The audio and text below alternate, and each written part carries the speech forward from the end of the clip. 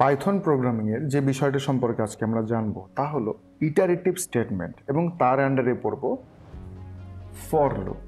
প্রথমে দেখিনি কাকে বলে ফর লুপ।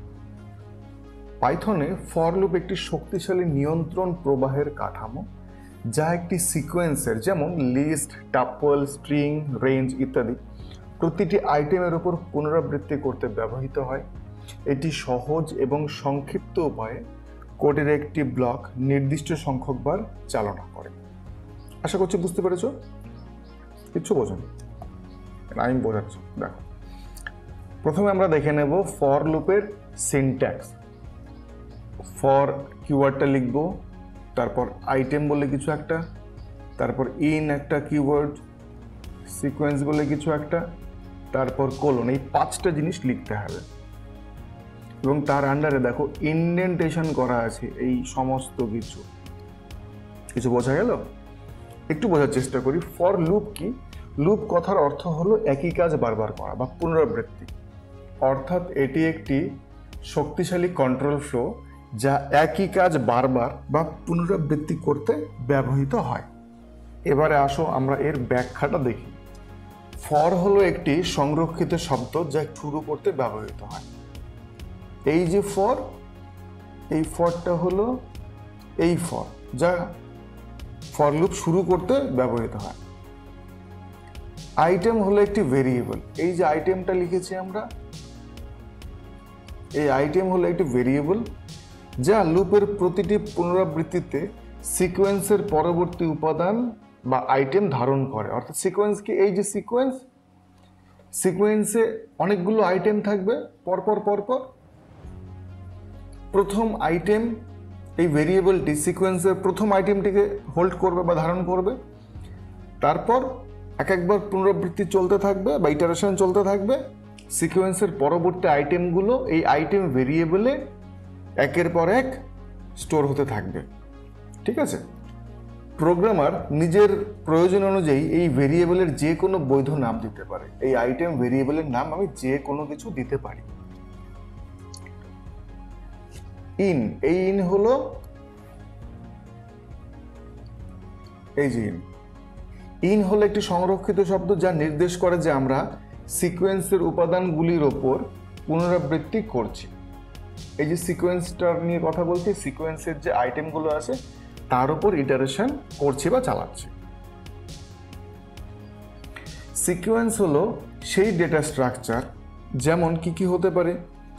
লিস্ট হতে পারে, টাপল হতে পারে, স্ট্রিং হতে পারে, রেঞ্জ হতে পারে, ডিকশনারি হতে পারে ইত্যাদি আরো অনেক কিছু আছে যেগুলো হতে পারে, যার উপাদান আইটেমগুলোর ওপর লুপ চলবে। এবং সবশেষে কোলন। কোলন হলো ফর লুপ ব্লকের শুরুর নির্দেশ করে। লুপের ভেতরের কোড স্টেটমেন্ট 1, স্টেটমেন্ট 2, এই যে যেমন এখানে লিখেছি স্টেটমেন্ট 1, স্টেটমেন্ট 2, অবশ্যই ইনডেন্টেশন সাধারণত 4টি স্পেস দিয়ে শুরু করতে হবে। এই ইনডেন্ট করা কোড ব্লকটি সিকোয়েন্সের প্রতিটি আইটেমের জন্য একবার এক্সিকিউট হবে। অর্থাৎ প্রত্যেকবার ইটারেশন হবে। ফর লুপের আন্ডারে যত কোড থাকবে সব একবার ইটারেট হবে, অর্থাৎ এক্সিকিউট হবে। দেন আবার ফর লুপে চলে যাবে, সেখানে আইটেম চেঞ্জ হয়ে নতুন সিকোয়েন্স থেকে আইটেম আসবে, তারপর আবার আরেকবার এক্সিকিউট হবে। এইরকম চলতে থাকবে কতক্ষণ? যতক্ষণ সিকোয়েন্সে আইটেম থাকবে। এবারে আসো দেখে নিই ফর লুপের সিনট্যাক্স। তো আমরা দেখিয়েছি, এই সিনট্যাক্স অনুযায়ী ফর লুপের কার্যকারিতাটা আরেকটু ভালোভাবে আমরা বুঝে নেব। লুপ সিকোয়েন্সের প্রথম আইটেম থেকে শুরু হয়। এই যে সিকোয়েন্স নিয়েছি আমরা একটা, এই সিকোয়েন্সে অনেকগুলি ডেটা থাকবে। এই অনেকগুলি ডেটার মধ্যে প্রথম যে ডেটা থাকবে সেই ডেটাটি আইটেম নামক ভেরিয়েবলে টেম্পোরারি স্টোর হবে। ঠিক আছে? সিকোয়েন্সের প্রথম আইটেমটি আইটেম নামক ভেরিয়েবলে অ্যাসাইন করা হয়। অর্থাৎ এই সিকোয়েন্সের যে ডেটাগুলো আছে সেটা এই আইটেম নামক ভেরিয়েবলে অ্যাসাইন করা হবে একের পর এক। লুপের ভেতর ইনডেন্ট করা কোড ব্লকটি একবার এক্সিকিউট হয়। এই ইনডেন্ট করা কোড ব্লকটি মানে হলো এইটুকু। ফর লুপের আন্ডারে যত কিছু লেখা থাকবে সমস্তটা, সেটা একটা লাইন হতে পারে, 5টা লাইন হতে পারে বা তার বেশিও হতে পারে। প্রত্যেকটা আইটেমের জন্য একবার করে এক্সিকিউট হবে। এই সময় আইটেম ভেরিয়েবলটিতে সিকোয়েন্সের প্রথম আইটেমটি থাকে। এরপর লুপ সিকোয়েন্সের পরবর্তী আইটেমের দিকে অগ্রসর হয়, অর্থাৎ সিকোয়েন্সের দ্বিতীয় যে আইটেমটি থাকবে সেটি আইটেম ভেরিয়েবলের দিকে আসবে। সিকোয়েন্সের পরবর্তী আইটেমটি আইটেম নামক ভেরিয়েবলে অ্যাসাইন করা হয়। তার মানে দ্বিতীয় আইটেমটি এই আইটেম নামক ভেরিয়েবলে অ্যাসাইন করা হয়ে গেল। লুপের ভেতরের কোড ব্লকটি আবার এক্সিকিউট হবে। এই প্রক্রিয়াটি ততক্ষণ চলতে থাকে যতক্ষণ না সিকোয়েন্সের সমস্ত আইটেম শেষ হয়ে যায়। বোঝা গেল? যখন সিকোয়েন্সে আর কোনো আইটেম থাকে না তখন লুপটি শেষ হয় এবং প্রোগ্রামের নিয়ন্ত্রণ লুপের পরের স্টেটমেন্টে চলে যায়। আশা করছি বুঝতে পেরেছো তোমরা। এবারে আমরা দেখে নেব ফর লুপের উদাহরণ। প্রথম যে উদাহরণটি দেখব তাতে হলো লিস্টের পুনরাবৃত্তি। আমরা ফ্রুটস নামক একটি লিস্ট নিয়েছি, সেখানে ডেটা ভরেছি এই লিস্টটি। এবার ফর লুপটা চালিয়েছি বা ফর লুপ নিয়েছি, ফ্রুট নামক একটি ভেরিয়েবল নিয়েছি, সেখানে ফ্রুটস নামক লিস্টটি সিকোয়েন্স হিসেবে রেখেছি। এক্সিকিউট হলে ফ্রুট যে ভেরিয়েবলে যে আইটেমগুলো থাকবে সেই আইটেমগুলো একে একে এক্সিকিউট হবে বা প্রিন্ট হবে। এবারে এর ব্যাখ্যাটা দেখে নিই। এই উদাহরণে ফ্রুটস একটি লিস্ট, যেটা আমরা এক্ষুনি বললাম। ফর লুপ লিস্টের প্রতিটি আইটেমের উপর পুনরাবৃত্তি করবে, একদম ঠিক। যতগুলো আইটেম আছে এই লিস্টে প্রত্যেকটার উপর ইটারেশন হবে বা পুনরাবৃত্তি হবে। প্রথম পুনরাবৃত্তিতে ফ্রুটের মান হবে অ্যাপেল, একদম ঠিক। প্রথম যে সিকোয়েন্সের ডেটা থাকে সেটি ভেরিয়েবলে গিয়ে স্টোর হবে। দ্বিতীয়টিতে ব্যানানা এবং তৃতীয়টিতে অরেঞ্জ। প্রতিটি পুনরাবৃত্তিতে প্রিন্ট ফ্রুট স্টেটমেন্টটি সেই নির্দিষ্ট ফ্রুটটিকে প্রিন্ট করবে। আশা করছি বুঝতে পেরেছো। এবার রেজাল্টটা দেখি। এই হলো রেজাল্ট, অ্যাপেল, ব্যানানা, অরেঞ্জ, একের পর এক এগুলো প্রিন্ট হবে। এবারে আমরা স্ট্রিং এর উপর দেখব পুনরাবৃত্তি। মেসেজ একটা ভেরিয়েবল নিয়েছি, সেই ভেরিয়েবলে আমরা একটা স্ট্রিং স্টোর করেছি হ্যালো। ফর লুপ ক্যার একটা ভেরিয়েবল, ইন মেসেজ একটা স্ট্রিং নিয়েছি, কিন্তু সেই স্ট্রিংটাকে নিয়েছি সিকোয়েন্স হিসেবে। বেশ, প্রিন্ট করবে ক্যার যে ভেরিয়েবলটা আছে সেটা প্রিন্ট করবে। এখানে মেসেজ একটি স্ট্রিং। ফর লুপ স্ট্রিং এর প্রতিটি অক্ষরের উপর পুনরাবৃত্তি করে। প্রথম পুনরাবৃত্তিতে ক্যারের মান হবে এইচ, দ্বিতীয়টিতে ই, তৃতীয়টিতে এল, তারপরটিতে এল এবং শেষেরটিতে ও। আশা করছি বুঝতে পেরেছো। এবার রেজাল্টটা দেখেন। প্রথম এইচ যখনই আসবে, অর্থাৎ মেসেজের থেকে এই এইচটা চলে যাবে এই ক্যার ভেরিয়েবলে, তাহলে ক্যারের মান হয়ে গেল এইচ, সুতরাং এইচ প্রিন্ট হলো। দ্বিতীয়বার এই মেসেজ থেকে অর্থাৎ সিকোয়েন্স থেকে ই চলে যাবে ক্যার ভেরিয়েবলে, তাহলে আসলো ই, এই ই প্রিন্ট হলো। তৃতীয়বার এল চলে আসলো ক্যারে, এল প্রিন্ট হলো। চতুর্থবার আবার এল চলে আসলো ক্যারে, আবার সে এল প্রিন্ট হলো এবং শেষের বার ও প্রিন্ট হলো। আশা করছি এবার আরেকটু পরিষ্কার হয়েছে তোমাদের কাছে ফর লুপটা। পরবর্তী আরেকটা উদাহরণ দেখে নিই। টাপলের ওপর পুনরাবৃত্তি। একটা টাপল নিয়েছি কোঅর্ডিনেটস নামে, এটা একটা ভেরিয়েবল, এটা হলো সেই টাপলটা। কি প্রিন্ট করবে আগে ব্যাখ্যাটা দেখে নিই। এখানে প্রথমে 10 চলে যাবে এই কর্ডে, 10 প্রিন্ট করবে। 20 চলে যাবে এই কর্ডে, 20 প্রিন্ট করবে। থার্ড ইটারেশনে 30 চলে যাবে এই কর্ডে, এটা প্রিন্ট করবে।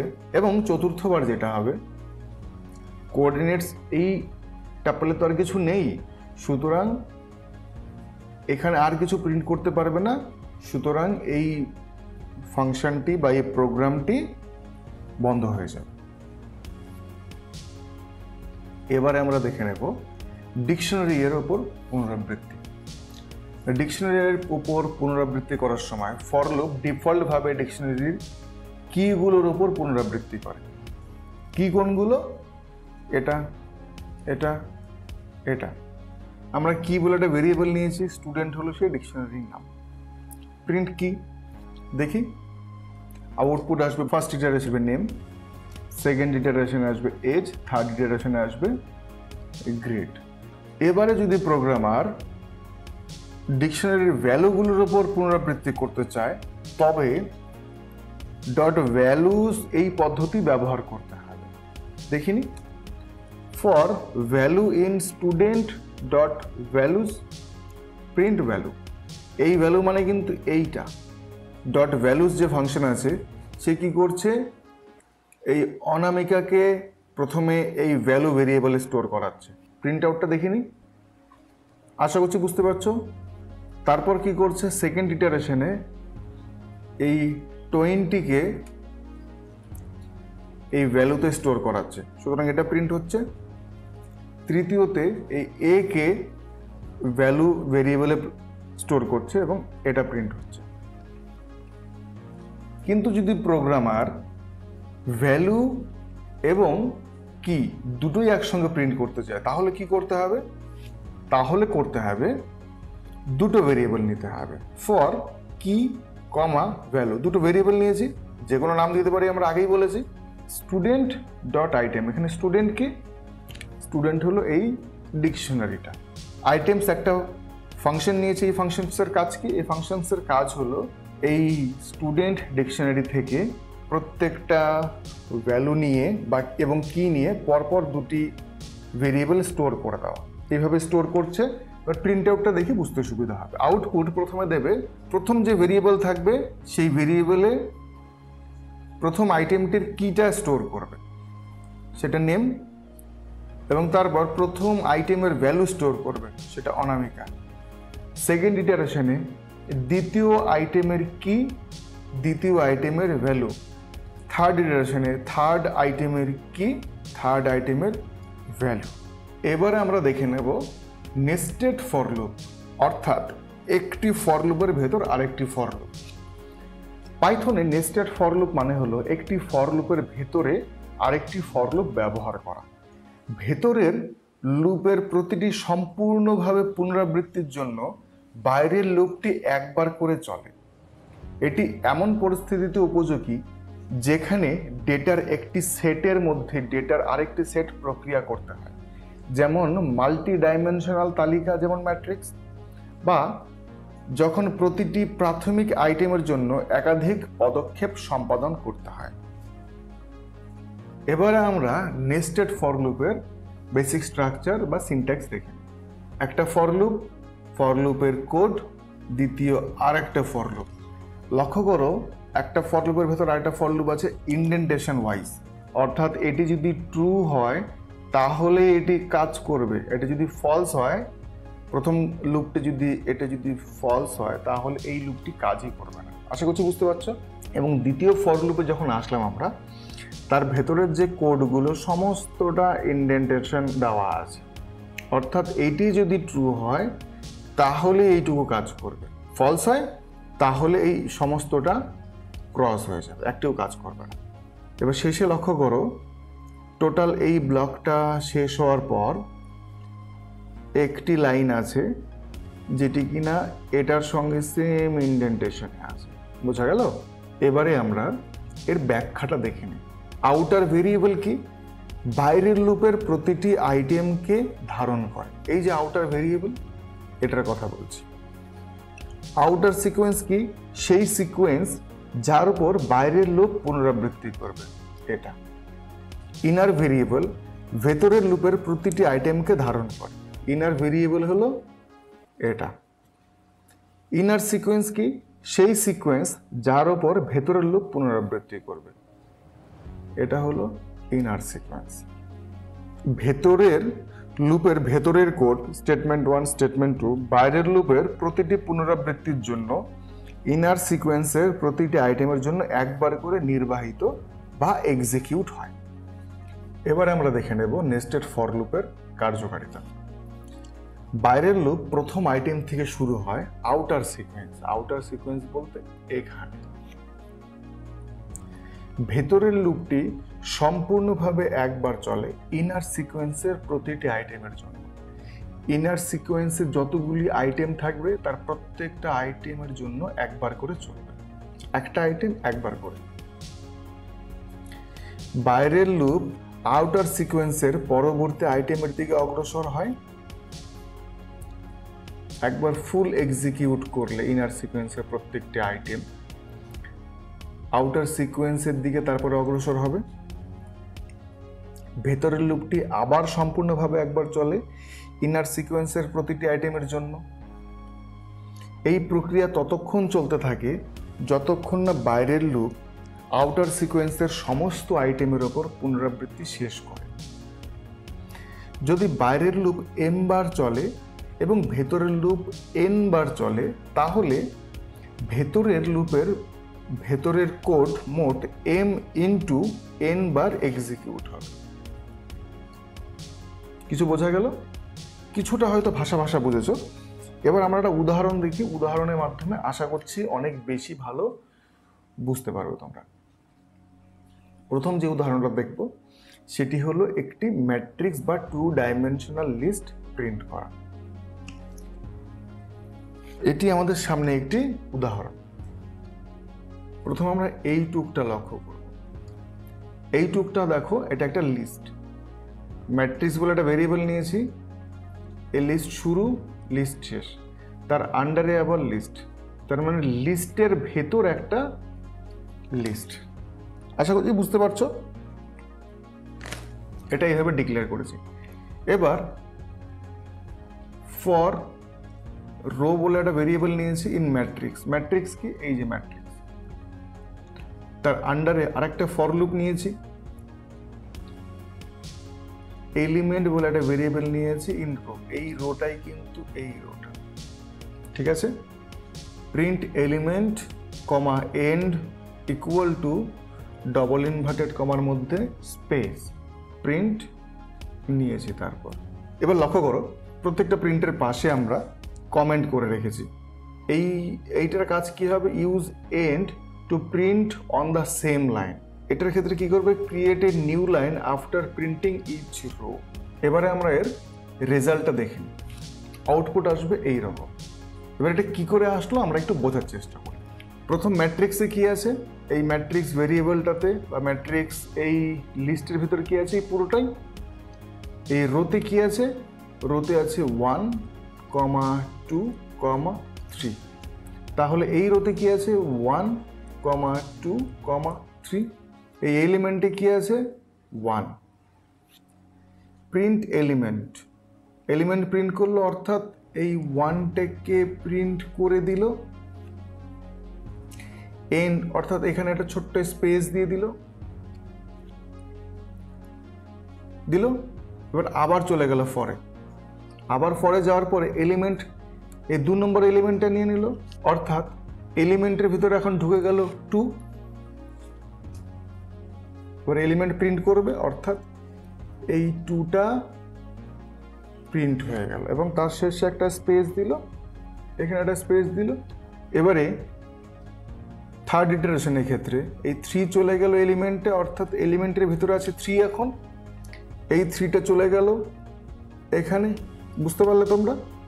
এবার এই রো সিকোয়েন্সে আর কোনো ডেটা নেই, সুতরাং এখানেও কিছু নেই। ও প্রিন্ট করার পর, এই 3 প্রিন্ট করার পর, এই যে 3টা প্রিন্ট করে দিয়েছে, এটা প্রিন্ট করার পর নেক্সট আইটেম যখন নিতে যাচ্ছে তখন গিয়ে দেখছি কিছু নেই। আর কিছু নেই মানে ও এই ইনডেন্টেশন থেকে বের হবে। ইনডেন্টেশন থেকে বের হয়ে কোথায় যাবে? তার পরের লাইনে যাবে। পরের লাইনে কেন যাবে? কারণ এটা এই ফরের সঙ্গে সেম ইনডেন্টেশনে আছে। এখানে গিয়ে ও প্রিন্ট করবে। কি প্রিন্ট করবে? Create a new line after printing each row. তাহলে এখানে কার্সারটা নিয়ে আসলো। এখনো কিন্তু 4, 5, 6 এগুলো প্রিন্ট হয়নি, কিচ্ছু না, পুরোটা ফাঁকা আছে। এখানে নিয়ে আসলো, তারপরেও চলে যাবে কোথায়? আবার ফর লুপের প্রথমে। কেন? কারণ এই পুরোটাই তো সেম ইনডেন্টেশনে আছে। একবার লুপটা ঘুরলো, এবার চলে গেল ফরের সেকেন্ড ইটারেশনের জন্য। বুঝতে পারছো আশা করছি কিছুটা? এই সেকেন্ড ইটারেশনে যখন গিয়েছে এই ম্যাট্রিক্স থেকে রোতে চলে আসবে 4, 5, 6। এই রোটাই যেহেতু আবার এই রোটা, তাহলে এখানেও চলে আসলো আমার 4, 5, 6। এলিমেন্টে কি আসবে? প্রথম ইটারেশনে আসবে 4। প্রিন্ট করবে এলিমেন্ট 4কে, করার পর একটা স্পেস দেবে, এই যে স্পেস দিল একটা এখানে স্পেস, তারপর ও চলে যাবে নেক্সট ইটারেশনে। নেক্সট ইটারেশনে এখানে আসবে 5। এই 5কে আবার এখানে গিয়ে প্রিন্ট করাবে, এই চলে আসলো 5 এবং তারপর একটা স্পেস দেবে, তারপর চলে যাবে নেক্সট ইটারেশনে। নেক্সট ইটারেশনে গিয়ে এই এলিমেন্টে চলে আসবে 6, এই 6 প্রিন্ট হবে, এই 6 প্রিন্ট হলো। 6 হওয়ার পর এই ফর লুপ যেতে চাইবে নেক্সট ইটারেশনে, সেটা আর সম্ভব নয়। কেন? কারণ এখানে লিস্টে আর কোনো ডেটা নেই, তখন এইটাকে বাতিল করে দেবে। বাতিল করে দেওয়ার সঙ্গে সঙ্গেই এই লাইনটাকে এসে প্রিন্ট করাবে। এই লাইনটার কাজ কি? আমাকে নেক্সট লাইনে নিয়ে চলে আসবে। নেক্সট লাইনে নিয়ে চলে আসার পর এরপর যেহেতু আর কোনো লাইন নেই, ও চলে যাবে একদম এইখানে, প্রোগ্রামের কন্ট্রোল চলে গেল এইখানে। এবার এই ম্যাট্রিক্স থেকে এই রো ভেরিয়েবলে আসবে 7, 8, 9। এই রোটাই আবার এখানে এসে 7, 8, 9। সেখান থেকে এলিমেন্ট ভেরিয়েবলে চলে আসবে প্রথমে 7।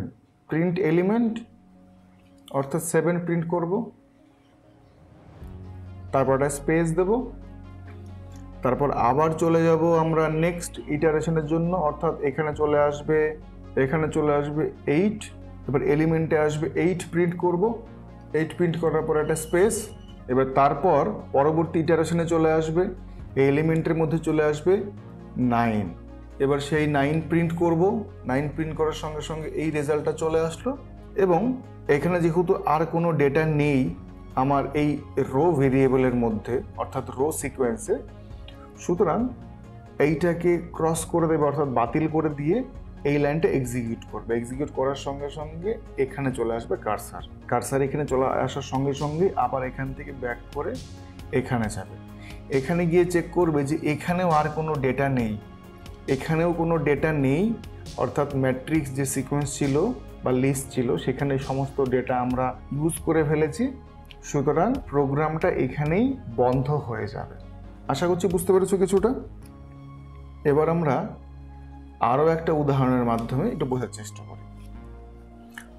দুটি লিস্টের কার্টেসিয়ান প্রোডাক্ট আমরা বের করব। আমরা এখানে দুটি লিস্ট নিয়েছি, এই একটা লিস্ট, এই একটা লিস্ট। কার্টেসিয়ান প্রোডাক্ট বলে একটা নতুন লিস্ট নিয়েছি, সেই লিস্টটা যদি এখন আমাদের পুরোপুরি ফাঁকা আছে। ফর লুপ নিয়েছি, আউটার যে ফর লুপ সেখানে আমি রেখেছি লিস্ট 1, ইনার যে ফর লুপ সেখানে রেখেছি লিস্ট 2। এবার এখানে পেয়ার বলে একটা ভেরিয়েবল নিয়েছি, সেই ভেরিয়েবলের ভেতর আমরা আইটেম 1 এবং আইটেম 2 এই দুটোকে একসঙ্গে রাখছি। এবার এই যে ভেরিয়েবলটা নিয়েছিলাম বা লিস্টটা নিয়েছিলাম আমরা কার্টেসিয়ান প্রোডাক্ট, সেই কার্টেসিয়ান প্রোডাক্ট লিস্টের সঙ্গে অ্যাপেন্ড বলে একটা ফাংশন ইউজ করেছি, সেখানে পেয়ার ভেরিয়েবলটাকে আমরা ইউজ করেছি। ঠিক আছে?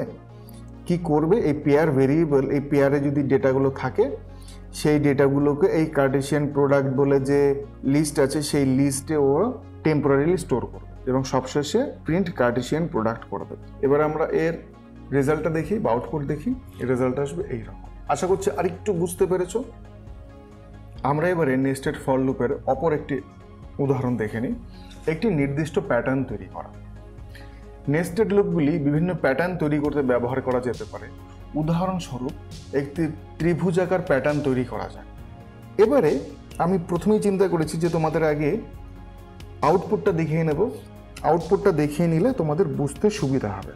এই হলো আউটপুট, এই প্রোগ্রাম থেকে এই রেজাল্টটা আসবে। ঠিক আছে? এবার আমরা একটু বোঝার চেষ্টা করি। রেঞ্জ ফাংশন জাস্ট আমরা এই লুপের পরেই দেখব। রেঞ্জ ফাংশন প্রয়োজনে তোমরা রেঞ্জ ফাংশনের ভিডিওটা আগে দেখে এসে তারপর এখানে এসে লক্ষ্য করতে পারো, তোমাদের বুঝতে আর একটু সুবিধা হবে।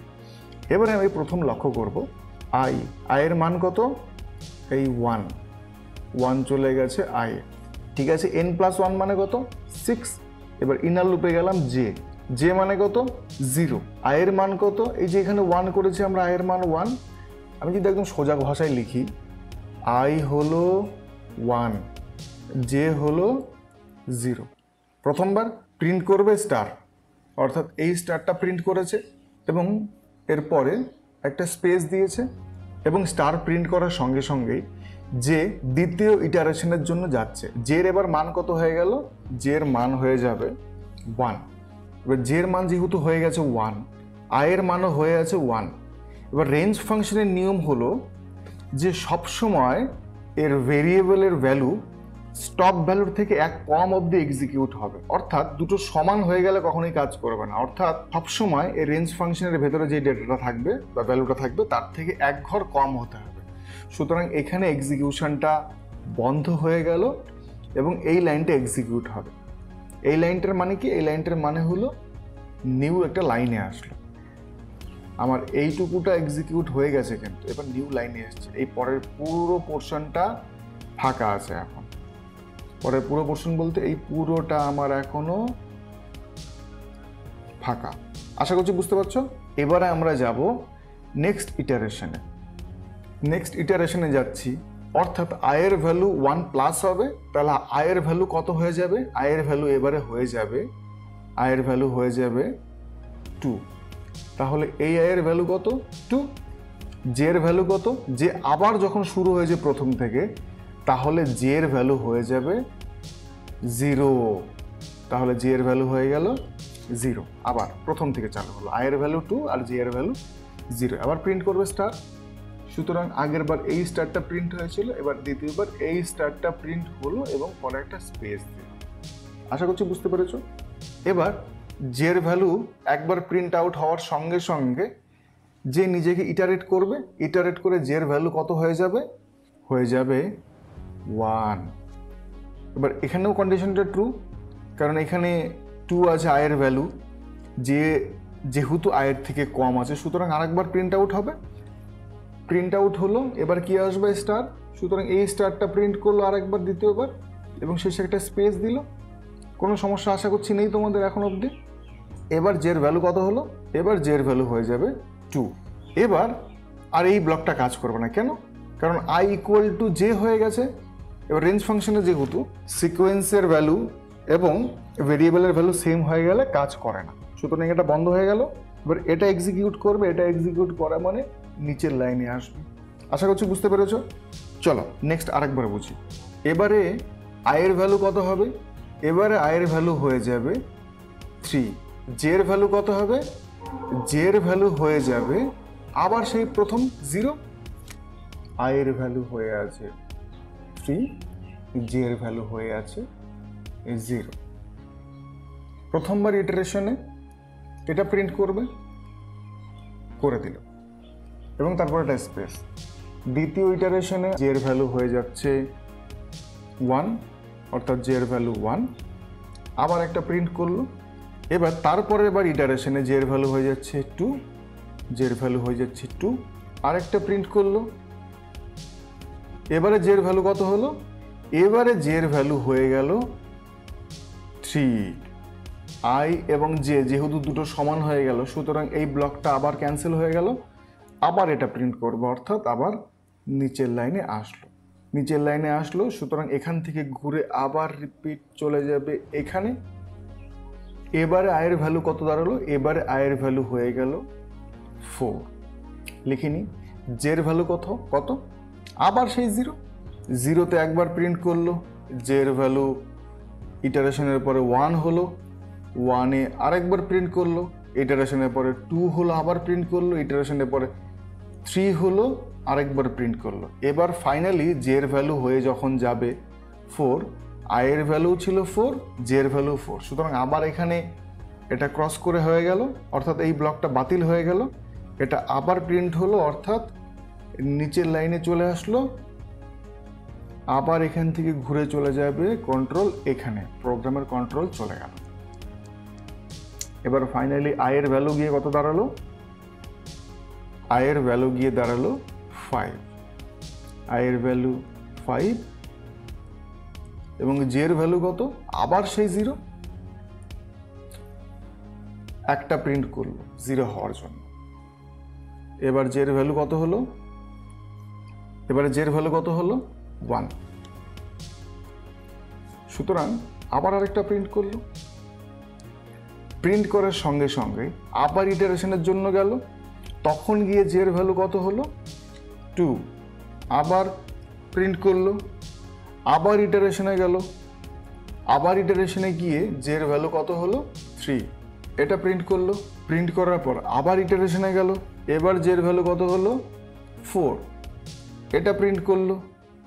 প্রিন্ট করার পর আবার ইটারেশনে গেল, এবার জের ভ্যালু কত হলো 5, আই এবং জে দুটোই যখন সেম হয়ে গেল, সুতরাং এই ব্লকটা আবার ক্যান্সেল হয়ে গেল, আবার এটা প্রিন্ট করবে, আবার এটা প্রিন্ট করার অর্থ এখানে চলে আসলো কার্সার এবং এরপর চলে যাবে প্রোগ্রামের কন্ট্রোল। এখানে আয়ের ভ্যালু কত হয়ে যাবে, আয়ের ভ্যালু হয়ে যাবে 6।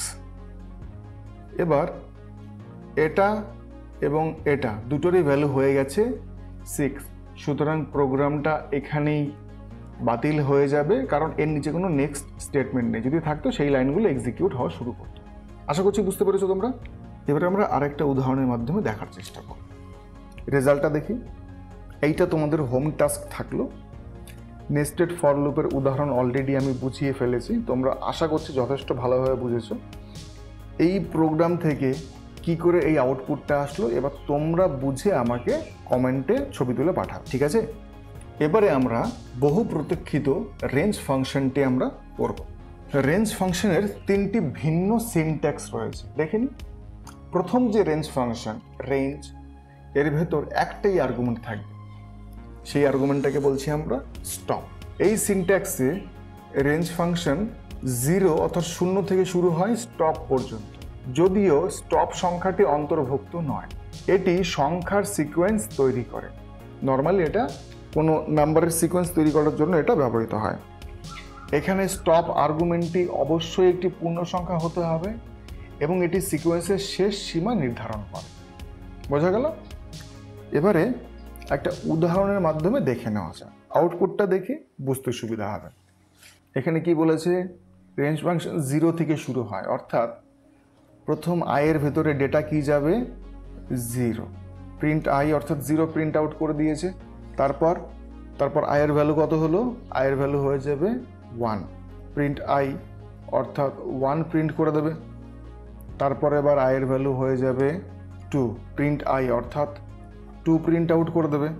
তারপরে এবার আয়ের ভ্যালু হয়ে যাবে 3, প্রিন্ট আই অর্থাৎ 3 প্রিন্ট আউট করে দেবে।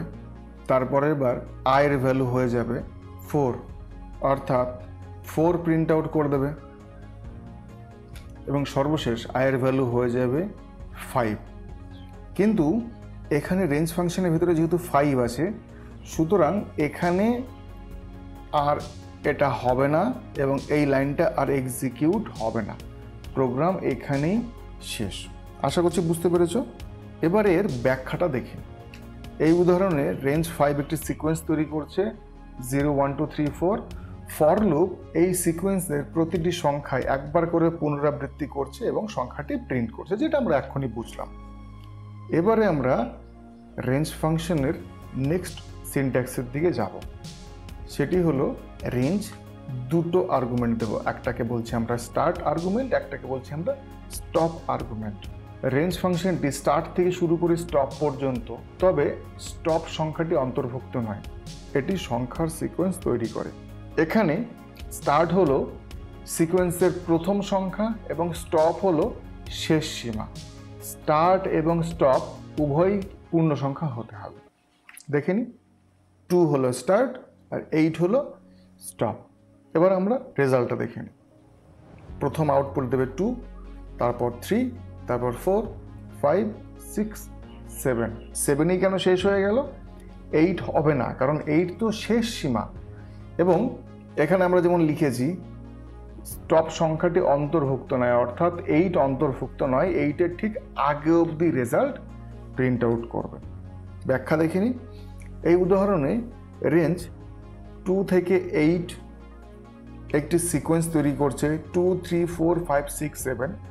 লুপটি 2 থেকে শুরু করে 7 পর্যন্ত সংখ্যাগুলি প্রিন্ট করেছে। এবারে আমরা রেঞ্জ ফাংশনের সর্বশেষ যে সিনট্যাক্সটি আছে সেটা দেখে নেব। একই সঙ্গে 3টে আর্গুমেন্ট আমরা পাস করব। একটাকে বলছি স্টার্ট, একটাকে বলছি স্টপ, আর একটাকে বলছি স্টেপ। এই 3টে আর্গুমেন্ট। এই সিনট্যাক্সে রেঞ্জ ফাংশনটি স্টার্ট থেকে শুরু করে স্টপ পর্যন্ত, তবে স্টপ সংখ্যাটি অন্তর্ভুক্ত নয়। একটি সংখ্যার সিকোয়েন্স তৈরি করে যেখানে প্রতিটি সংখ্যার মধ্যে স্টেপ পরিমাণ পার্থক্য থাকে। স্টার্ট হলো প্রথম সংখ্যা, স্টপ হলো শেষ সীমা, এবং স্টেপ হলো সিকোয়েন্সের প্রতিটি পদের মধ্যে বৃদ্ধির অথবা হ্রাসের পরিমাণ। স্টার্ট, স্টপ, স্টেপ সবকটি পূর্ণ সংখ্যা হতে হবে। দেখিনি উদাহরণে আমরা প্রথমে দেখব ধনাত্মক স্টেপ বা পজিটিভ স্টেপ। এটা স্টার্ট ভ্যালু 1, স্টপ ভ্যালু 10 এবং স্টেপ ভ্যালু হলো 2। আউটপুটটা দেখিনি। আউটপুট এসছে 1। প্রথমে স্টার্ট হয়েছে 1 থেকে, সুতরাং 1 এসছে। এবার কয় ঘর করে স্টেপ নেবে? 2 ঘর। 2 ঘর পর আসে 3 বা 3, তার 2 ঘর পর আসবে 5, তারপর 7, তারপর 9। আশা করছি কোনো সমস্যা নেই তোমাদের বুঝতে। এবারে আমরা যা আলোচনা করলাম তারই ব্যাখ্যা রয়েছে। উপরোক্ত উদাহরণে এটি 1 থেকে শুরু করে 10-এর আগে পর্যন্ত 2 ঘর অন্তর সংখ্যা তৈরি করেছে। এবারে আমরা দেখব ঋণাত্মক স্টেপ বা নেগেটিভ স্টেপ। এর আউটপুটটা দেখি, বোঝার চেষ্টা করি। এখানে সিকোয়েন্সটি শুরু হবে থেকে 10 থেকে। Start value 10, stop value 5, step -1।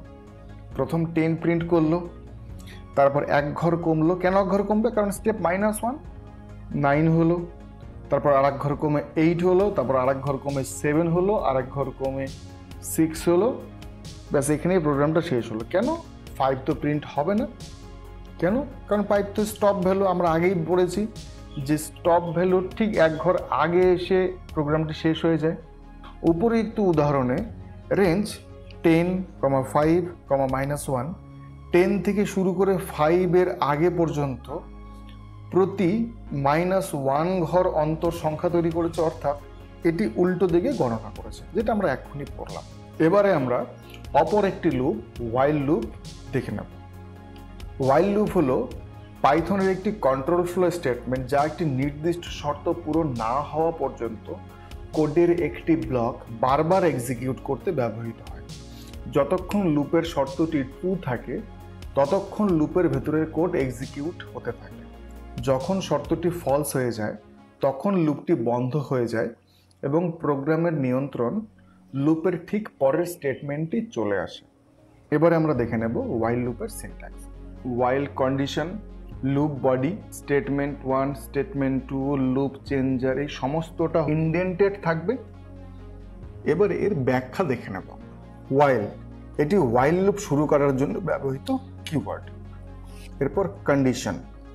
Condition হলো এটা, যেখানে একটি কন্ডিশনের মাধ্যমে চেক করা হবে যে লুপটা কতক্ষণ চলবে। যদি কন্ডিশন ট্রু হয় তাহলেই লুপটি চলবে, অন্যথায় লুপটি চলবে না। কোলন, শর্তের পরে একটি কোলন দিতে হয়। লুপ বডি, ওয়াইল লুপের নিচে ইনডেন্ট করা, সাধারণত 4টি স্পেস দিয়ে ইনডেন্ট করা যে স্টেটমেন্টগুলি থাকবে তাকেই বলা হয় বডি। শর্ত ট্রু থাকলে এই কোডটি এক্সিকিউট হয়, অর্থাৎ লুপ বডি বলতে এই অংশটার কথা বলা হচ্ছে। আশা করছি বুঝতে পারছো। এবং সবশেষে লুপ চেঞ্জার। সেটা কি? লুপের অভ্যন্তরে এমন একটি স্টেটমেন্ট থাকতে হবে যা কন্ডিশনকে কোনো না কোনো সময় ফলস করে। যদি এমন কিছু না থাকে তবে লুপটি অনির্দিষ্টকালের জন্য চলতে থাকবে, যা একটি ইনফাইনাইট লুপ নামে পরিচিত। এটি সাধারণত একটি প্রোগ্রামের ত্রুটি বা বাগ হিসেবে বিবেচিত হয়। তার মানে কি, একটা লুপ চেঞ্জার থাকতেই হবে যা একটা সময়ের পর লুপটাকে বন্ধ করতে যাতে ব্যবহৃত হতে পারে। এবারে আমরা হোয়াইল লুপের একটি উদাহরণ দেখে নিতে পারি।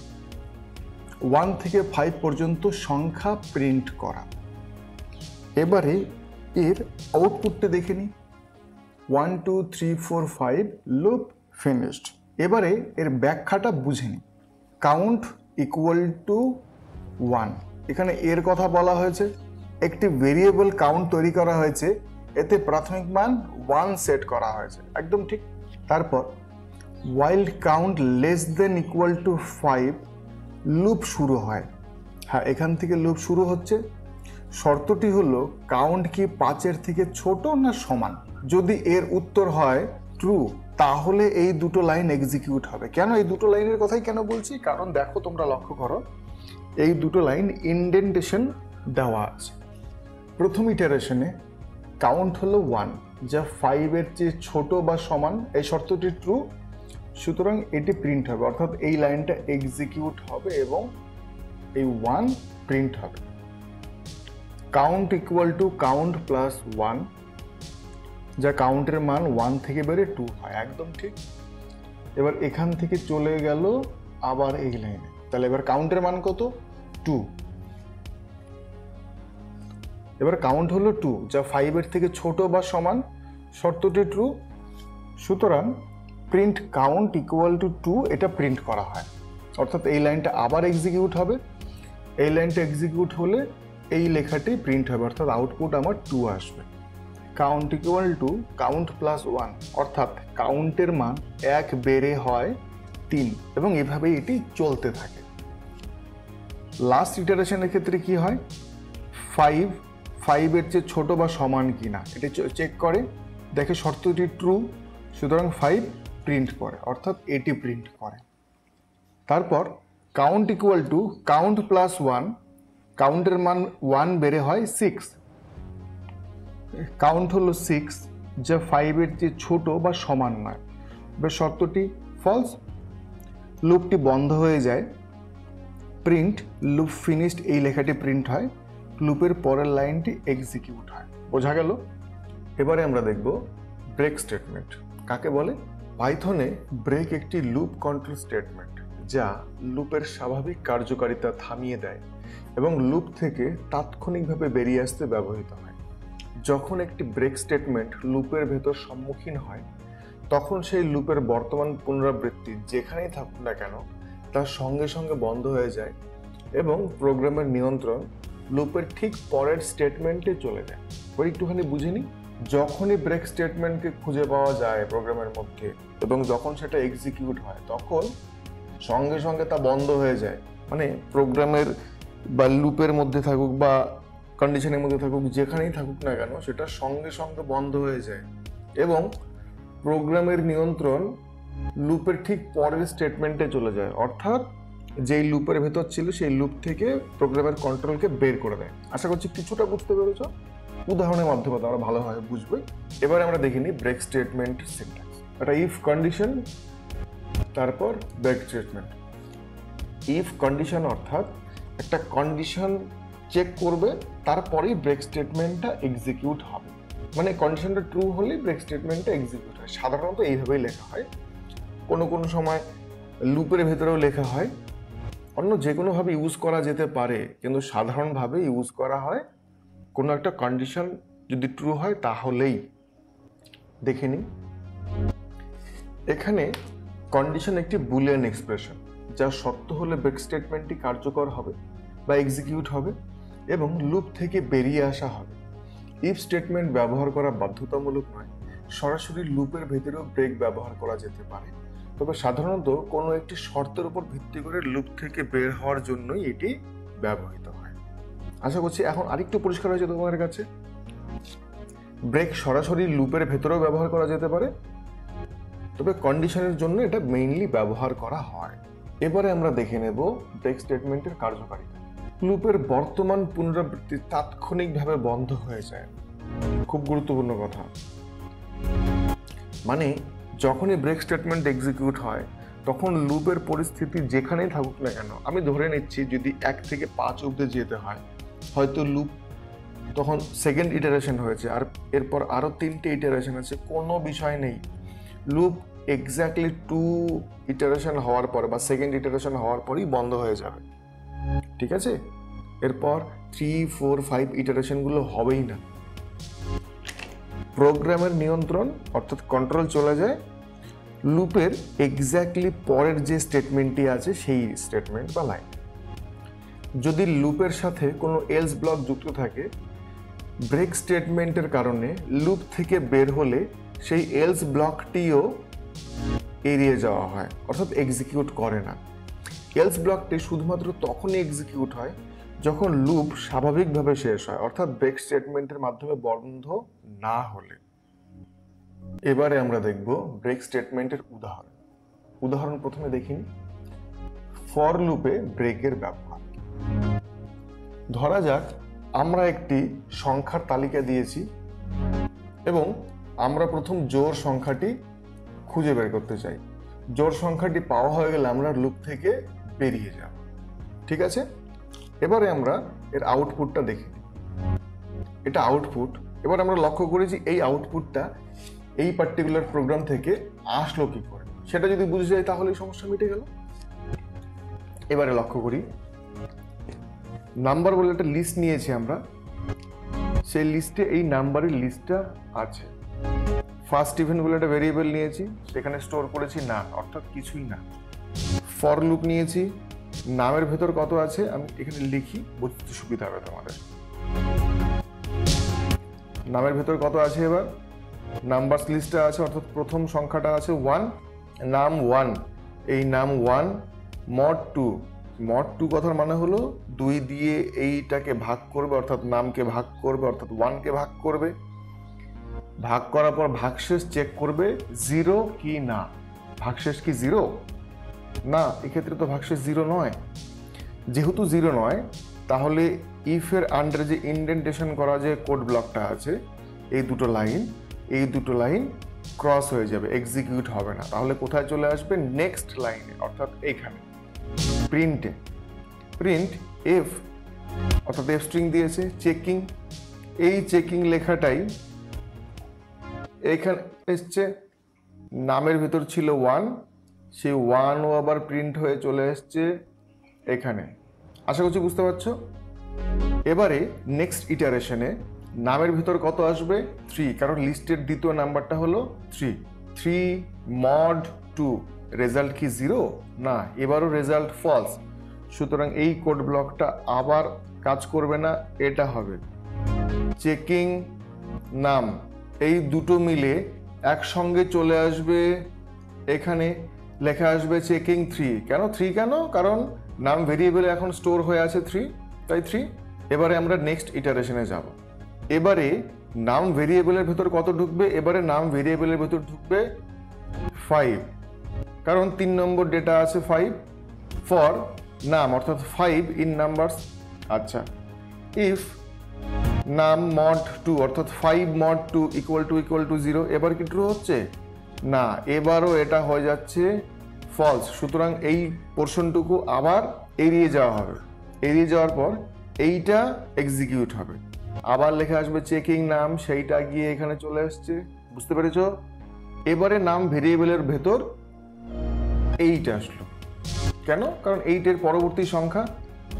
এবারে চেক করবে নাম, অর্থাৎ 8 mod 2, অর্থাৎ 8কে 2 দিয়ে ভাগ করলে কি ভাগশেষ 0 আসবে? হ্যাঁ, একদম ঠিক। এবার এটা ট্রু হলো। এটা ট্রু মানেই এই লাইনটা এক্সিকিউট করবে। এই লাইন এক্সিকিউট মানে ফার্স্ট ইভেন একটা ভেরিয়েবল নিয়েছিলাম আমরা, সেই ভেরিয়েবলের ভেতর নাম অর্থাৎ 8 স্টোর হলো বা 8 ঢুকে গেল। তারপর ব্রেক স্টেটমেন্ট এক্সিকিউট করবে। ব্রেক স্টেটমেন্ট এক্সিকিউট করার মানেই হলো লুপের কন্ট্রোল ও যেই লুপের ভেতর আছে সেই লুপ থেকে বের করে পরবর্তী লাইনে নিয়ে চলে যাবে। পরবর্তী লাইন মানে কোনটা? এই লাইন? না, এই লাইন নয়। কেন নয়? কারণ দেখো এই প্রিন্টটা এই ফরের ইনডেন্টেশনের মধ্যে আছে, সুতরাং এটা প্রিন্ট হবে না বা এক্সিকিউট হবে না। তাহলে ব্রেক হওয়ার সঙ্গে সঙ্গে কোথায় চলে যাবে? চলে যাবে তার পরের লাইন, অর্থাৎ লুপের জাস্ট পরের লাইন এখানে। এবার চেক করে দেখবে if first even is not naan. First even কি নান? ফার্স্ট ইভেন তো নান নয়। ফার্স্ট ইভেনের মধ্যে অলরেডি আমরা 8 ভরে দিয়েছি, সুতরাং এটা হয়ে যাবে ট্রু। এটা ট্রু হওয়ার জন্য এই লাইনটা এক্সিকিউট করবে। এই লাইনটা এক্সিকিউট করলে রেজাল্ট আসবে the first even number is, first ইভেনের মধ্যে আছে 8, দেখো তাই চলে আসছে result the first even number is 8। আশা করছি বুঝতে পারছো। প্রয়োজনে এইটা আর একবার দেখো। এবারে এতক্ষণ আমি যা বললাম সেটাই সুন্দর ব্যাখ্যার আকারে লিখেছি। এবার বুঝি একটু। লুপ নাম্বারস লিস্ট থেকে প্রতিটি সংখ্যার উপর পুনরাবৃত্তি করবে, একদম ঠিক, যেটা আমরা আগেই শিখেছি। If number mod 2 equal to 0, এই শর্তটি পরীক্ষা করে দেখবে যে জোড় কিনা। যদি একটি জোড় সংখ্যা পাওয়া যায়, ফার্স্ট ইভেন ভেরিয়েবলে সেই সংখ্যাটি সংরক্ষণ করা হয় এবং ব্রেক স্টেটমেন্টটি এক্সিকিউট হয়, ফলে লুপটি তাৎক্ষণিকভাবে বন্ধ হয়ে যায়। লুপ শেষ হওয়ার পরে আমরা ফার্স্ট ইভেনের মান পরীক্ষা করে জানাই যে কোনো জোড় সংখ্যা পাওয়া গেছে কিনা। ঠিক আছে, এবারে আমরা চলে যাব ব্রেক স্টেটমেন্টের দ্বিতীয় উদাহরণে। সেটি হলো ওয়াইল লুপে ব্রেক স্টেটমেন্টের ব্যবহার। ওয়াইল লুপেও ব্রেক স্টেটমেন্ট একইভাবে কাজ করে। ধরা যাক আমরা ব্যবহারকারীর কাছ থেকে ততক্ষণ পর্যন্ত ইনপুট নিতে চাই যতক্ষণ না তারা এক্সিট লেখে। এবার আমরা আউটপুটটা দেখি। এটা হলো আউটপুট। আউটপুটটা আমরা দেখে নিচ্ছি, তার কারণ হলো ইনপুট এবং আউটপুট একসঙ্গে যদি দেখি তাহলে আমাদের বুঝতে সুবিধা হবে যে কি করছে। তারপর তো আমরা নিজেরা প্রোগ্রাম করবই। প্রথমে চেক করছে while true, হ্যাঁ এটা তো true, always true. User input নেবে, ইউজার ইনপুট বলে একটা ভেরিয়েবল নিয়েছি। সবার প্রথম চেক করব while true, হ্যাঁ এটা তো অবশ্যই ট্রু, কারণ অলওয়েজ ট্রু। আচ্ছা, তারপর ইউজার আন্ডারস্কোর ইনপুট বলে একটা ভেরিয়েবল নিয়েছি। সেই ভেরিয়েবলে আমরা স্টোর করছি input enter something type exit to quit. আমরা এই স্ট্রিংটাকে প্রিন্ট করাচ্ছি। দেখো এই লেখাটা, এইটা, এই স্ট্রিংটা প্রিন্ট হয়েছে, ইউজারের কাছে যাবে। এবারে ইউজার যে ইনপুটটা দিয়েছে যাই দিক না কেন সেটা চলে আসবে এই ইউজার আন্ডারস্কোর ইনপুট এই ভেরিয়েবল। এবারে কি করব, if user underscore input dot lower equal to exit, কি করবে, যে ইউজার আন্ডারস্কোর ইনপুট এই ভেরিয়েবলে যে ডেটাটা ঢুকবে অর্থাৎ যে স্ট্রিংটা ঢুকবে তাকে লোয়ার কেসে নেবে অর্থাৎ ছোট হাতের অক্ষরে নেবে এবং তারপর চেক করে দেখবে সেখানে এক্সিট এই লেখাটা ইউজার পাঠিয়েছে কিনা। যদি পাঠায় সঙ্গে সঙ্গে এটা হয়ে যাবে ট্রু। ট্রু হলেই এই লাইনটা এক্সিকিউট করবে এবং এই লাইনটা এক্সিকিউট করার সঙ্গে সঙ্গে প্রোগ্রামের কন্ট্রোল এখান থেকে বেরিয়ে যাবে। বেরিয়ে কোথায় আসবে, পরের স্টেটমেন্টে, অর্থাৎ প্রোগ্রাম ফিনিশড। এক্ষেত্রে কি সেটা হয়েছে? লক্ষ্য করি আমরা, এক্ষেত্রে সেটা হয়নি, কারণ ইউজার প্রথমে দিয়েছে হ্যালো।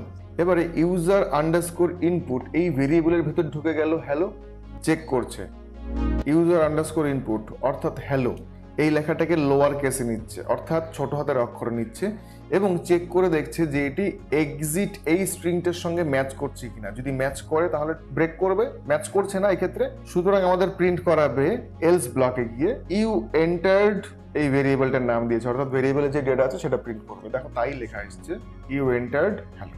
প্রথমবারের লুপটা বা ফার্স্ট ইটারেশনটা বুঝতে পেরেছো।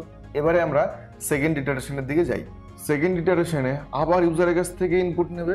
এক্ষেত্রে ইউজার যা দেবে সেটাকে আবার চেক করবে এক্সিটের সঙ্গে। দেখি এক্ষেত্রে কি দিয়েছে, ইউজারকে একই প্রশ্ন জিজ্ঞেস করেছে, ইউজার এবার লিখে দিয়েছে হাউ আর ইউ। এবার এখানে সেই ভেরিয়েবলে সেটা স্টোর হয়েছে হাউ আর ইউ,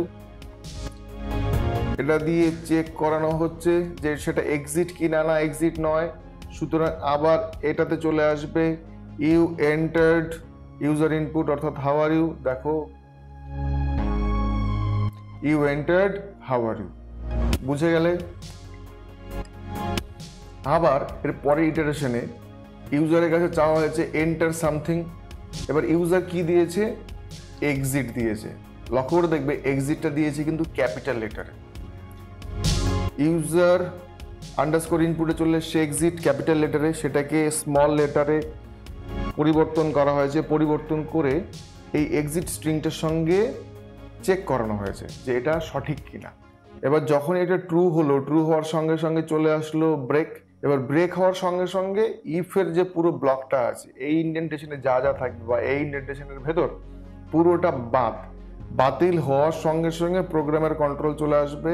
এখানে লেখা আসবে প্রোগ্রাম ফিনিশড। দেখো তাই লেখা এসছে। আচ্ছা কিছু বুঝতে পেরেছো তোমরা? এবার আমরা যা আলোচনা করলাম সেটা একটু ব্যাখ্যার মাধ্যমে দেখি। while ট্রু একটি ইনফাইনাইট লুপ তৈরি করে, কারণ এখানে লিখেই দিয়েছি আমি ট্রু, অর্থাৎ এটা তো অলওয়েজ ট্রু, কোনো কন্ডিশন চেকের ব্যাপার নাই, ডিরেক্ট রেজাল্ট লিখে দিয়েছি ট্রু, যা অনির্দিষ্টকালের জন্য চলতে থাকবে। ইউজারের কাছ থেকে ইনপুট নেওয়া হয়। If user underscore lower equal to exit, এই শর্তটি পরীক্ষা করে যে ব্যবহারকারী এক্সিট অর্থাৎ ছোট বা বড় অক্ষরে লিখেছে কিনা। যদি শর্তটি সত্য হয় ব্রেক স্টেটমেন্টটি লুপ থেকে বেরিয়ে আসে, অন্যথায় ব্যবহারকারীর লেখা ইনপুটটি প্রিন্ট করা হয় এবং লুপ আবার চলে। বোঝা গেল? এবারে আমরা দেখে নেব ব্রেক স্টেটমেন্টের অপর আরেকটি উদাহরণ, সেটি হলো নেস্টেড লুপে ব্রেকের ব্যবহার। যখন ব্রেক স্টেটমেন্ট একটি নেস্টেড লুপের ভেতর ব্যবহৃত হয় তখন এটি শুধুমাত্র সেই লুপটিকেই বন্ধ করে যেখানে এটি অবস্থিত, বাইরের লুপগুলিকে প্রভাবিত করে না। বোঝা গেল? এবারে ঠিক তোমরা এক্সাম্পল 1 এবং এক্সাম্পল 2তে আমি ব্রেক স্টেটমেন্ট যা বুঝিয়েছি সেইটা বুঝে এবং এর আগে নেস্টেড লুপ যা দেখেছো সেইটা বুঝে এইটাকে সলভ করো। সলভ করে দেখো যে এই আউটপুটটা আসছে কি না। একদম ঠিকঠাক আউটপুট আছে এবং এটাই আসবে। আমি এর ব্যাখ্যাটাও দিয়ে দিচ্ছি, এটা হলো ব্যাখ্যা। তোমরা নিজেরা বোঝার চেষ্টা করো যে এটা থেকে এটা আসছে কিভাবে আসছে, তোমার লজিক ঠিক আসছে কিনা। যদি ঠিক থাকে তাহলে একদম ঠিক আছে, যদি ঠিক না থাকে তাহলে আমাকে কমেন্ট করে জানাও, আমি তোমাদেরকে এটার সমস্যার সমাধান করে দেবো। আমি ইচ্ছে করেই এটা বোঝাচ্ছি না, তাহলে তোমরা নিজেরা একটু কষ্ট করে খেটে পড়বে। আর আমি যতই বোঝানোর চেষ্টা করি না কেন, তোমরা যদি না পড়ো তাহলে কোনো কিছু মাথায় ঢুকবে না। ঠিক আছে? এবারে আমরা অপর একটি গুরুত্বপূর্ণ পাইথন স্টেটমেন্ট সম্পর্কে জানবো, যার নাম কন্টিনিউ স্টেটমেন্ট। পাইথনে কন্টিনিউ হলো একটি লুপ কন্ট্রোল স্টেটমেন্ট যা লুপের বর্তমান পুনরাবৃত্তির বাকি অংশকে এড়িয়ে যেতে এবং সরাসরি পরবর্তী পুনরাবৃত্তি শুরু করতে ব্যবহৃত হয়। যখন একটি কন্টিনিউ স্টেটমেন্ট লুপের ভেতরে সম্মুখীন হয় তখন সেই পুনরাবৃত্তির বাকি কোড আর এক্সিকিউট হয় না এবং লুপটি তার পরবর্তী আইটেমের বা শর্তের দিকে অগ্রসর হয়। বোঝা গেল? এখান থেকে সবচেয়ে গুরুত্বপূর্ণ কথা হলো বর্তমান পুনরাবৃত্তির বাকি অংশকে এড়িয়ে যেতে এবং সরাসরি পরবর্তী পুনরাবৃত্তি শুরু করতে ব্যবহৃত হয়। এটা খুব গুরুত্বপূর্ণ কথা। এবারে আমরা এর সিনট্যাক্স দেখিনি। এটাও ইফ কন্ডিশনের মধ্যেই ব্যবহার করা হয়েছে, যদিও ইফ কন্ডিশন ছাড়াও অন্যান্য লুপেও এটি ব্যবহার করা যেতে পারে। এখানে কন্ডিশন একটি বুলিয়ান এক্সপ্রেশন যা সত্য হলে কন্টিনিউ স্টেটমেন্টটি কার্যকর বা এক্সিকিউট হবে এবং বর্তমান পুনরাবৃত্তির বাকি অংশ এড়িয়ে যাওয়া হবে। ইফ স্টেটমেন্ট ব্যবহার করা বাধ্যতামূলক নয়, তবে সাধারণত এটি কোনো শর্তের উপর ভিত্তি করে পুনরাবৃত্তি এড়িয়ে যাওয়ার জন্য ব্যবহৃত হয়। কোনো পার্টিকুলার শর্তের উপর ভিত্তি করে পুনরাবৃত্তির কোনো বিশেষ অংশকে এড়িয়ে যাওয়ার জন্য এটি ব্যবহার করা হয়। এবারে দেখে নেব এর কার্যকারিতা। লুপের বর্তমান পুনরাবৃত্তির বাকি অংশকে তাৎক্ষণিকভাবে এড়িয়ে যায়, অর্থাৎ লুপের নেক্সট যে কাজগুলো থাকে সেটা ইমিডিয়েট অ্যাভয়েড করে বেরিয়ে যায়। কোথায় যায়? প্রোগ্রামের নিয়ন্ত্রণ লুপের শুরুতে ফিরে যায়। ব্রেক স্টেটমেন্টের ক্ষেত্রে আমরা কি দেখেছিলাম? প্রোগ্রামের নিয়ন্ত্রণ সরাসরি লুপের পরের স্টেটমেন্টে চলে যায়, নেক্সট স্টেটমেন্ট অর্থাৎ লুপের বাইরে চলে যায়। এক্ষেত্রে কি হয়েছে? বলেছে ফর লুপের ক্ষেত্রে লুপ পরবর্তী আইটেমটি নেওয়া এবং তার উপর পুনরাবৃত্তি করা, অর্থাৎ কন্টিনিউ স্টেটমেন্ট যখন এক্সিকিউট হবে তারপর লুপের যে অংশটুকু থাকবে বা নিচের যে স্টেটমেন্টগুলো থাকবে ওই ব্লকের আন্ডারে, সেই স্টেটমেন্টগুলো শুধু এক্সিকিউট হবে না, কিন্তু কন্টিনিউ স্টেটমেন্ট সঙ্গে সঙ্গে প্রোগ্রামের কন্ট্রোলটি লুপের ওপরে নিয়ে যাবে, নেক্সট ইটারেশন শুরু করবে। হোয়াইল লুপের ক্ষেত্রে লুপের শর্তটি আবার পরীক্ষা করা হয় এবং যদি শর্তটি সত্য হয় তবে লুপের পরবর্তী পুনরাবৃত্তি শুরু হয়। আশা করছি বুঝতে পেরেছো। এবারে আমরা কন্টিনিউ স্টেটমেন্টের উদাহরণ দেখে নিই। প্রথমে আমরা দেখব ফর লুপে কন্টিনিউ এর ব্যবহার। এই একটা উদাহরণ দিয়েছি। ধরা যাক আমরা একটি সংখ্যার তালিকা দিয়েছি এবং আমরা শুধুমাত্র বিজোড় সংখ্যাগুলি প্রিন্ট করতে চাই। জোড় সংখ্যাগুলি আমরা এড়িয়ে যাব। কি করব? আমরা বিজোড় সংখ্যাগুলি প্রিন্ট করতে চাই, জোড় সংখ্যাগুলি আমরা এড়িয়ে যাব। প্রিন্ট আউট দেখিনি, এটা হলো আউটপুট। এবার আমরা বুঝি। নাম্বার একটা লিস্ট নিয়েছি 1 2 3 4 5 6। ফর নাম একটা ভেরিয়েবল, নাম ভেরিয়েবলে কি এসছে? নাম্বার লিস্টের প্রথম অক্ষর অর্থাৎ 1 এসছে নামে, চেক করে দেখছে। নাম মড 2 ইকুয়াল টু 0, 1কে 2 দিয়ে ভাগ করবে এবং ভাগশেষ দেখবে 0 কি না। ভাগশেষ 0 কি না, এক্ষেত্রে 0 আসছে না, সুতরাং এটা হয়ে যাচ্ছে ফলস। সুতরাং এই লাইনটা এক্সিকিউট হবে না, এই লাইনটা প্রিন্ট হবে। এই লাইনটা কি আছে? প্রিন্ট অড নাম্বার, দেখো লিখেছে অড নাম্বার নাম 1, কারণ নামের ভিতরে আমার 1 আছে, সুতরাং 1 প্রিন্ট হয়ে গেল। আশা করছি এইটুকু বুঝতে পেরেছো। এবারে আমরা নেক্সট ইটারেশন দেখি। এবারে নামের ভেতর কি আসলো, নাম ভেরিয়েবলে আসলো 2, নাম মড 2, এবার ট্রু, তার মানে এটা এক্সিকিউট হবে। এটা এক্সিকিউট হওয়ার সঙ্গে সঙ্গে স্কিপ করে যাবে। কি লেখা আছে কমেন্টে, skip the rest of the current iteration if the number is even. তার মানে এই লাইনটা ক্রস হয়ে গেল এবং প্রোগ্রামের স্টেটমেন্টের কন্ট্রোল চলে গেল এখান থেকে ডিরেক্ট এখানে। আশা করছি বুঝতে পেরেছো। এবার নামের ভিতর কি ঢুকবে, এবার নামের ভিতর ঢুকবে 3। এবার এটা চেক করলো, এবার অ্যান্সার আসবে ফলস। ফলস মানে এটা এক্সিকিউট হবে না, এটা প্রিন্ট হবে। অড নাম্বার নাম, অড নাম্বার 3 প্রিন্ট হয়ে গেল।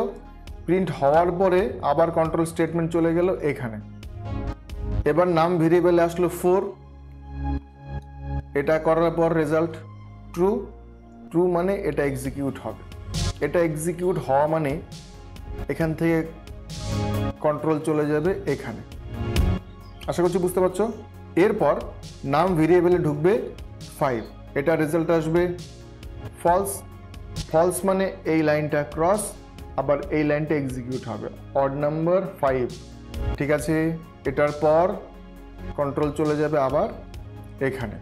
এবার নাম ভেরিয়েবলের ভেতর ঢুকলো 6, এবার ট্রু। ট্রু মানে এটা এক্সিকিউট করবে, এটা এক্সিকিউট করা মানেই এই লাইনটা কাটা, প্রোগ্রামের কন্ট্রোল চলে গেল এখানে। এবার নাম হওয়ার চেষ্টা করলো, পরের ভ্যালুটা নেওয়ার চেষ্টা করলো, কিন্তু যেহেতু কোনো ভ্যালু নেই সুতরাং ও নেক্সট এখানে আসার চেষ্টা করবে স্টেটমেন্ট খুঁজে। এখানে কি কোনো স্টেটমেন্ট আছে, নেই, সুতরাং প্রোগ্রামটা এখানেই বন্ধ হয়ে যাবে। আশা করছি তোমরা বুঝতে পেরেছো। এবারে এর এক্সপ্লেনেশনটা একটু দেখি। লক্ষ্য করো যে 2, 4, 6 সংখ্যাগুলি জোড় হওয়ার কারণে সেগুলির জন্য প্রিন্ট স্টেটমেন্টটি এক্সিকিউট হয়নি। এটা একটু আগেই যেটা আমরা বুঝলাম। লুপ নাম্বারস তালিকার প্রতিটি সংখ্যার উপর পুনরাবৃত্তি করবে, একদম ঠিক। If number mod 2 equal to 0 এই শর্তটি পরীক্ষা করে যে সংখ্যাটি জোড় কিনা, তাই আমরা একটু আগে আলোচনা করলাম। যদি সংখ্যাটি জোড় হয়, কন্টিনিউ স্টেটমেন্টটি কার্যকর হয়, এর ফলে এই লাইনটি এড়িয়ে যাওয়া হয় এবং লুপটি পরবর্তী সংখ্যাটির দিকে অগ্রসর হয়, ঠিক আছে, যেটা আমরা একটু আগে আলোচনা করলাম। যদি সংখ্যাটি বিজোড় হয় তবে প্রিন্ট স্টেটমেন্টটি নির্বাহিত অর্থাৎ এক্সিকিউট হয়, ঠিক আছে। এবার যে উদাহরণটি দেখব সেটি হলো হোয়াইল লুপে কন্টিনিউ এর ব্যবহার। দেখিনি একটু হোয়াইল লুপে কন্টিনিউ স্টেটমেন্ট একইভাবে কাজ করবে। কি করবে, যখনই কন্টিনিউ স্টেটমেন্টটা এক্সিকিউট হবে টোটাল কন্ট্রোলটা এখান থেকে নিয়ে চলে যাবে হোয়াইলে। আশা করছি বুঝতে পেরেছো। এবার আমরা রেজাল্টটা দেখি, এবার এর ব্যাখ্যাটা দেখি। এটা তোমরা নিজেরা বোঝার চেষ্টা করবে। এতক্ষণে তোমরা যতটা বুঝেছো, এত বড় ভিডিওটা দেখে তোমরা যতটা বুঝেছো, তাতে আশা করছি আমি যে এইটা তোমরা খুব সহজেই বুঝতে পারবে। একটু সময় নিয়ে খাতা কলমে এটা প্র্যাকটিস করো, দেখো একবারে বুঝে যাবে। আমি তোমাদের বোঝার সুবিধার্থে এই প্রোগ্রামটাও দিয়ে দিয়েছি, তার আউটপুটও দিয়ে দিয়েছি এবং নিচে তার ব্যাখ্যাটাও দিয়ে দিয়েছি। এবার আরেকটি উদাহরণ দেখে নেওয়া যাক, নেস্টেড লুপে কন্টিনিউ এর ব্যবহার। এই একটা নেস্টেড লুপের উদাহরণ আছে বা প্রোগ্রামটা আছে এখান থেকে শুরু করে। এবার তার আউটপুটটা দেখিনি। তোমাদের কাজ হলো এই প্রোগ্রাম থেকে কি করে এই আউটপুটটা আসলো সেইটা একটু বুঝে দেখা। আমি নিচের ব্যাখ্যাটাও দিয়ে দিচ্ছি, তোমরা একটু ভালো করে বুঝে দেখো। আশা করছি তোমাদের বুঝতে খুব একটা অসুবিধা হবে না, কারণ অলরেডি তোমরা ভিডিও দেখে তোমরা বুঝে গেছো যে কিভাবে কন্টিনিউ স্টেটমেন্ট কাজ করে বা বিভিন্ন লুপ কি করে কাজ করে, ইনার লুপ কি করে কাজ করে, নেস্টেড লুপ কি করে কাজ করে, সমস্তটাই তোমরা বুঝে গেছো। আমি এটা তোমাদের টাস্ক দিলাম, টাস্ক দেওয়ার পর যদি বুঝতে পারো তাহলে তোমরা কমেন্ট করে আমাকে জানাও। আমি আশা করছি যে এই ভিডিওটা তোমাদের খুব পছন্দ হয়েছে এবং এই ভিডিওটা দেখে তোমরা লুপের বিষয়ে যত সমস্যা তোমাদের আছে বা ছিল সেই সমস্যাগুলোর সমাধান হয়েছে। যদি না হয় আবার ভিডিওটা দেখো, প্রয়োজনে আমাকে কমেন্ট করে জানাও, আমি তোমাদের সমস্ত প্রশ্নের আরও উত্তর দিয়ে দেবো, কোনো অসুবিধা নেই। ধন্যবাদ।